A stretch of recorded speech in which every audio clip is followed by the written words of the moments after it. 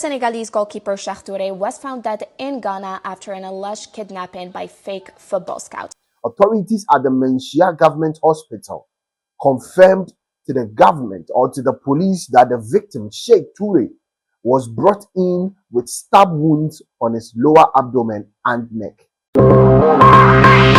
Get ready, brace up for swanky new exclusive right here on this channel with Pan-African content, editorials, TJ's Kitchen, music video dissection, interviews, live session, movie breakdown, music, and more right here on this channel.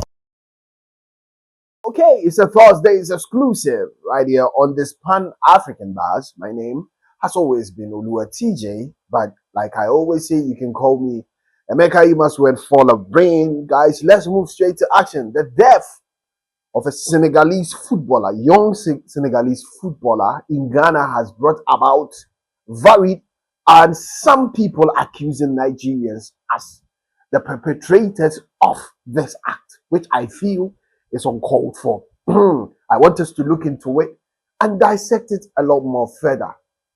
A crime is committed in Ghana, and each and every day, all right, we move it to the doorstep of Nigerians who are resident in Ghana. It is time we man up to accept our faults and accept the fact that we also have a canker in our space, which sometimes affects our image as Ghanaians. We cannot say we are righteous people. Let's call a spade in this Pan-African space. Other Africans are also indulging in these scam and crime-related activities, but we only magnify and hammer on that of Nigerians. The question for the day is why? All right, I want us to delve deep into the matter and discuss it. That is why I took my time, because I wanted to get the whole narrative.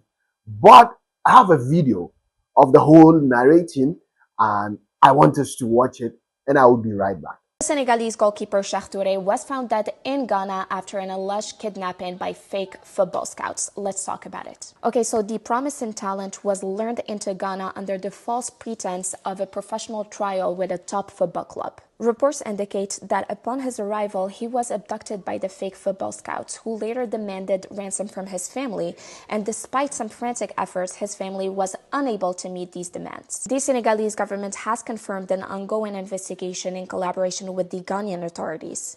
Cheikh Touré was remembered by friends and teammates as a humble, dedicated, and talented young player who had a bright future ahead of him. And his story is a reminder that athletes need protection and that fake scouts need to face justice. Okay, so this is a brief bio and detailed, summary of the Senegalese footballers, issue. And let's look at it, guys.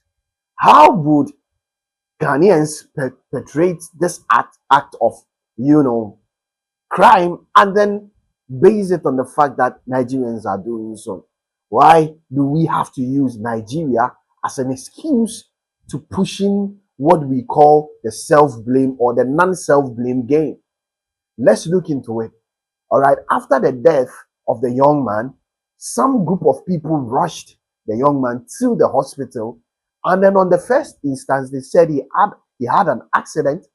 And then secondly, when they were pushed, they changed their narrative. And this was issued by the Ghana police. Let's read this on your screen right now. Authorities at the Menchia Government Hospital confirmed to the government or to the police that the victim, Sheikh Touré, was brought in with stab wounds on his lower abdomen and neck. They examined the body and realized he was brought in dead. The hospital indicated that the three men who brought in Sheikh Touré's body spoke only French, so they called an interpreter who initially said they were alleging that the victim was in an accident. But they later changed their statement that he attempted suicide 3 days earlier and they found him in that state. DSP Godwin Ahianyo, interesting phenomenon. All right, so let's substantiate the fact that the three guys who took him to the hospital were French guys. So this is a collaborative crime of the locals and indigenes of Ghana and some French people. All right, but who on earth brought about the narrative? and brought about this suspective talk that it is Nigerians who are doing this. All right, crime happens everywhere. Congolese commit crime, Senegalese commit crime, Ghanaians commit crime. Everybody in the world commits crime. Even in America, there are crime-related activities.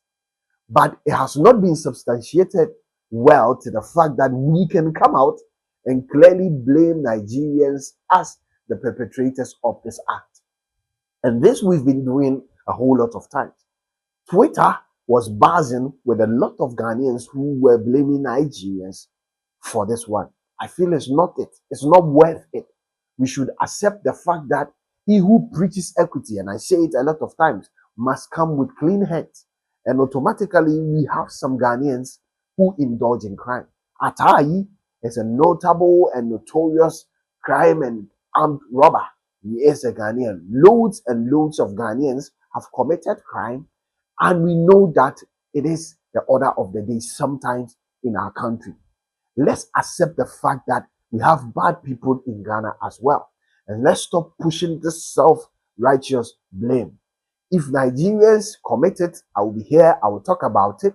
If Ghanaians commit it, I will be here, I will talk about it. South Africans do it, I will be here, I'll talk about it. Wherever in the African space, we'll talk about it and tell them not to do the needful. All right?